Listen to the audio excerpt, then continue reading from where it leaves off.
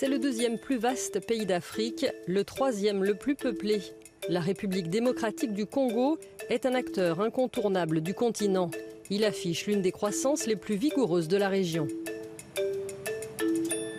Richesse naturelle, vitalité démographique, la RDC possède d'indéniables atouts économiques.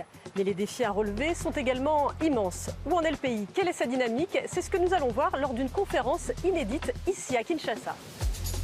Guider les investisseurs en passant au crible les forces et les faiblesses du pays. C'est l'objectif de la conférence Risque Pays, organisée pour la première fois en RDC. Les grands acteurs de la vie politique et économique se sont réunis autour d'un rapport élaboré par l'agence de notation panafricaine Bloomfield. Diverses données sont analysées, des critères macroéconomiques, mais aussi sociaux et sécuritaires. Au final, une note de 5,1 sur 10 a été attribuée au pays. Et 5.1 représente le risque modéré, donc le risque modéré médian. Ça veut dire que la RDC est un pays avec énormément de potentialités, avec des réformes qui sont mises en place, mais avec des faiblesses. L'amélioration du climat des affaires est une priorité du gouvernement, a dit le Premier ministre Jean-Michel Sama Lukonde. Il a souligné que depuis 3 ans, des efforts avaient été menés pour moderniser le pays et qu'ils avaient produit des résultats significatifs. Le ministre des Finances a lui aussi affiché sa volonté de poursuivre une dynamique de changement. Sur le plan des finances publiques, nous avons une feuille de route extrêmement ambitieuse que nous mettons en œuvre dans le cadre du programme avec le FMI. C'est essentiellement améliorer la transparence dans les recettes, une réforme fiscale pour avoir un environnement des affaires plus propice et aussi lutter contre la corruption à travers notamment un renforcement de la digitalisation dans les finances publiques, dans les recettes comme dans les dépenses. En juin 2022, la RDC a obtenu de l'agence Bloomfield sa première notation financière souveraine en monnaie locale. Auparavant, l'agence internationale Standard & Poor's avait déjà relevé la note du pays, passant de CCC+, à B-. De son côté, Moody's a changé la perspective de sa notation il y a 1 an, passant de stable à positive, indiquant un possible rehaussement prochain de la note. C'est la première fois l'année dernière que les réserves obligataires ont augmenté juste dû au fonctionnement de l'économie.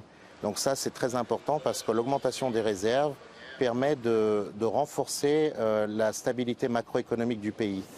Des efforts sont aussi engagés en termes d'infrastructures. Cet été, les autorités ont inauguré une nouvelle station de traitement des eaux à Kinshasa, construite en partenariat avec la Corée du Sud.